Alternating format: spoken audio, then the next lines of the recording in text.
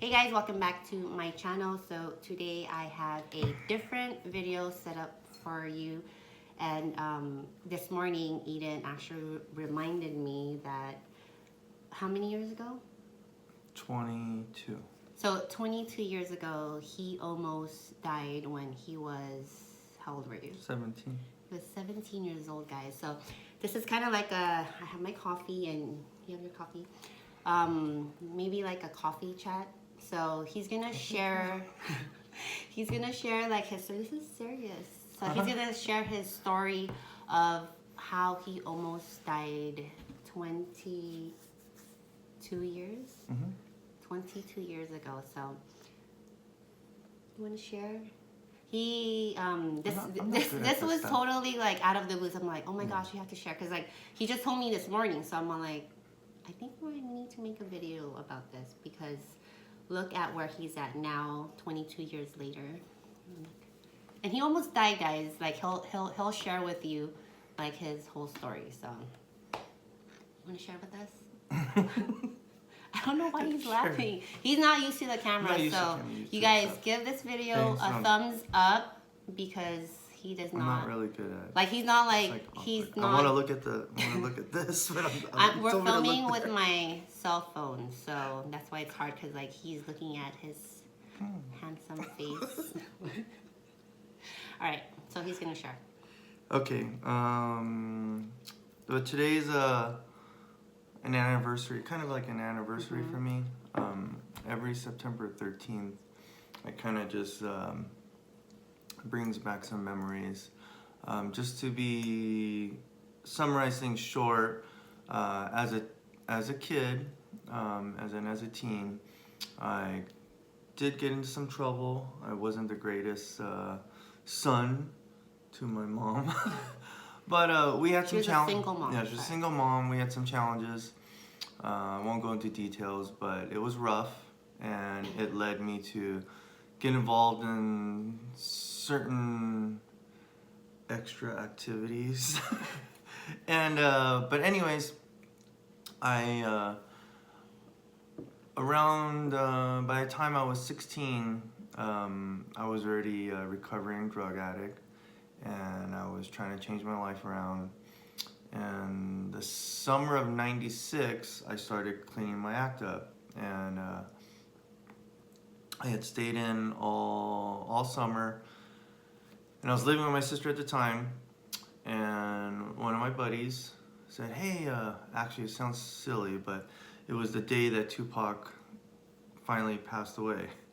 And I know it's not funny, but he called me. He's like, "Hey, let's go, let's go celebrate." Like, celebrate what? Tupac died. Okay, whatever. And he's like, let's go out." Okay, so we went out. But anyways, I really didn't want to go out, but since I was doing good all summer, I decided to go out with him. He was my best friend at the time. But that night, I'll never forget, or that day, my sister had this weird feeling. She was begging me to stay home. And I should have listened to her, but and she felt bad for me because she knew I'd stayed in all summer. And it sounds weird. It landed on Friday the 13th too, so that was another thing she was like kind of freaking out about. And then so we ended up going out. We went to a place. We decided to go play pool, and we went to a place in kind of by like the Hollywood area, Griffith Park. Right, actually, it was almost right across the street from Griffith Park. And we're hanging out, playing pool. And anyways, there was a confrontation between another group of older guests there, and they were gang members.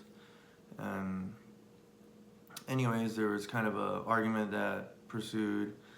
And when my friend came back over to me and basically told me what had occurred, I said, let's try and get out of here. And by that time, we tried leaving. About a dozen of them, they already had pinned the doors. They trapped all of our exits where we can get out. And then that's when all hell broke loose. And they, at first it was it was uneven fight, but it was a fight that broke out.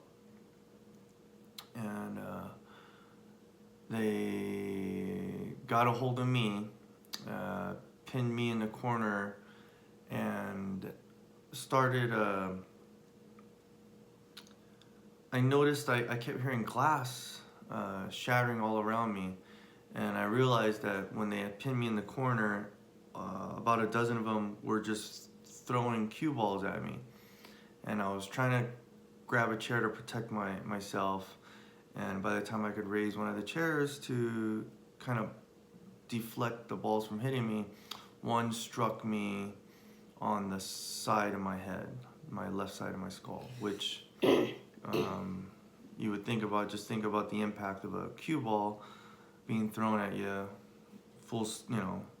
at full swing, with of course rage behind it. And anyways, it collapsed and crushed the side of my skull. I immediately, of course, was knocked out, passed out. And a lot of people have asked like where that scar on Eden's head. You can't see it now. You can't see it, but you can see it's like a square. Well, it's like a horseshoe. They call it a horseshoe. Yeah. So You see that's a lot where of- that came from. yeah. So if you guys have ever seen that on him before. Yeah. So, but anyways, I got struck, and then they. From that moment on, they grabbed a hold of me, and they were actually trying to impale me with like the cue sticks, meaning they were trying to stab me with them and make it go through my body. They were jumping off the tables and dragging me back and forth in the pool hall. So my face and everything was unrecognizable. I had like rug burns on my face because when they kept dragging me back and forth in the pool hall. So, but the twist of it, the twist of the story is, which is pretty crazy, and it's kind of long, but the twist of the story is, prior to them attacking us, I had seen some other guys playing pool, and this is LA, and this is in the 90s, and you always usually carry some type of weapon, just for your own protection. But for whatever reason that night I didn't bring anything, and I asked these group of gentlemen that were playing pool, hey, do you have something for me or anything? And one guy gave me I think it was a pencil or a pen or something like that. But anyways, and then it all broke loose, and then they thought I was basically dead. So people outside were watching this whole thing go down, and it's LA. You don't really get involved in anything. You just kind of watch, and then you just take off or whatever.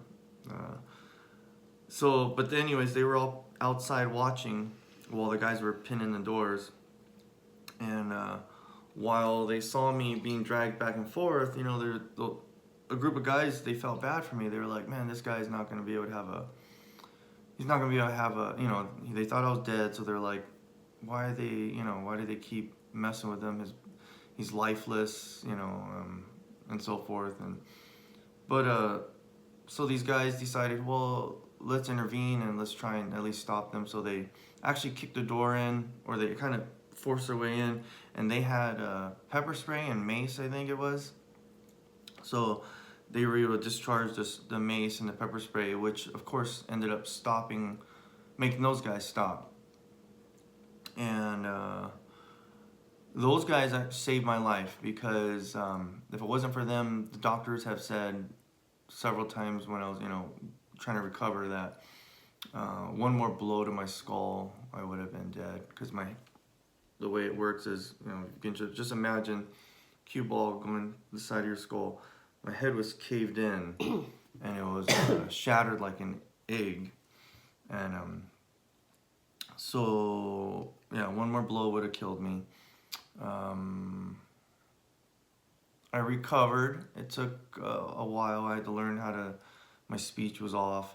Sometimes even to this day, I struggle sometimes with some of my words, but I had to learn how to talk. I had to learn how to walk again, just because of my balance. But I made a full recovery. the crazy thing is about going back to the story is, so I recover and I just need to get away from LA because the guys were actually still threatening me. And so I took off and it was just too stressful for me here. So I needed to heal just to get away from this place. So I left and went to Washington for a couple of years. And when I came back, that's when we started dating. Actually, she was roommates with my best friend, the one who I was involved with in when those guys were trying to murder me. His sister. His sister. She was roommates with them. So, you know, anyways, I saw her. I'm like, oh yeah, I want her. But anyways, different story. That's for a different story time, guys. Different story. But anyways, we started dating, and Filipinos, they always have some type of family function. So we ended up going to one of her family functions, and I met. My scar is visible when it's really short, and a gentleman came up to me and said, "Hey man, like what happened to your scar or what happened to your head?" So My I explained. cousin went up to him. What happened? Blah blah. And I'm like, I explained the story. And he's like, "What?"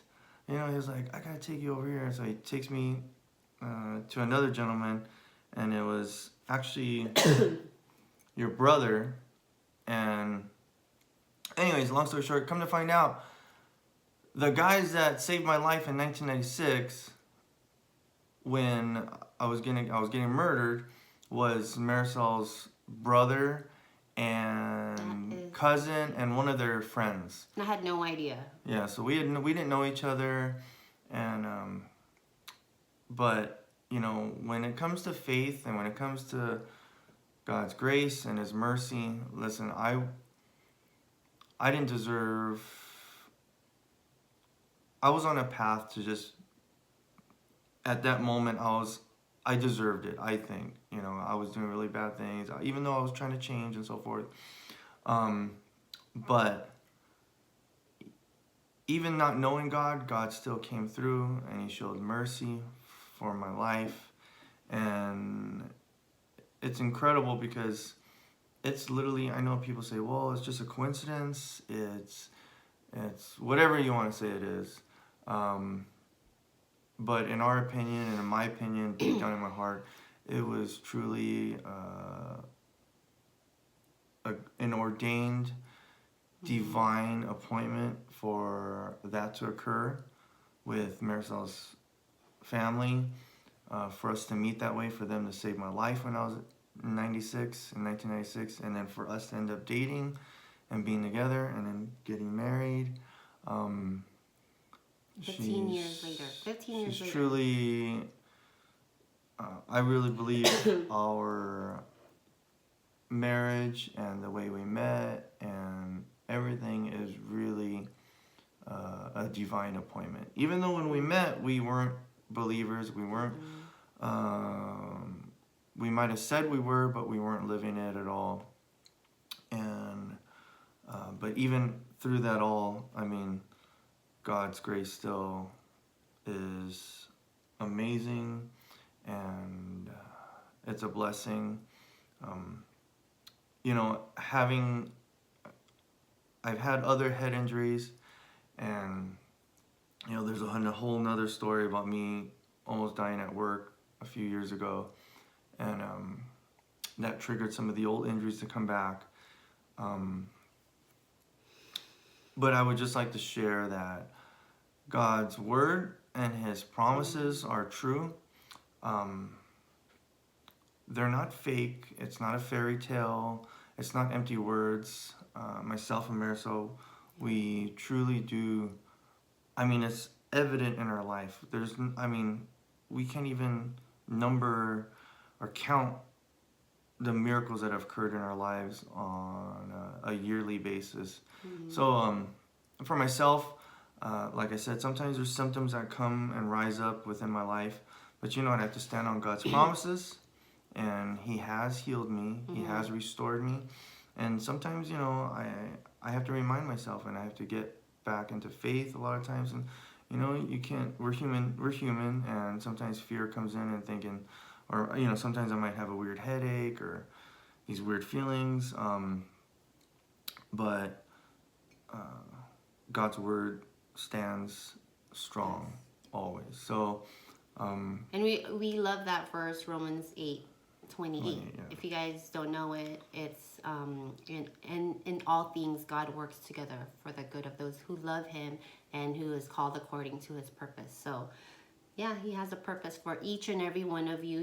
He had a purpose and still has a purpose for Eden and myself, and it's been amazing. It's been an amazing journey to witness His miracles in our lives, because like Eden said, like there's so many things in our life that's occurred, and it's only because of God's grace that we're here. yes. Like there's so many things, and maybe like we'll make another video on like the different situations that has happened in our lives, but Right. Today is basically, to summarize this, Yeah. today is a day of for me, it's being grateful. It's if you notice, sometimes in the videos you'll see me like once a year I end up shaving my head. A lot of people, they might think, well, it's hot or whatever, summertime. But in all honesty, usually I shave my head once a year, and it is to remind myself. A lot of times when I look in the mirror, and I struggled for years after it occurred, because it's a nasty scar and it goes all around, but for many years I struggled with that, and I tried hiding it.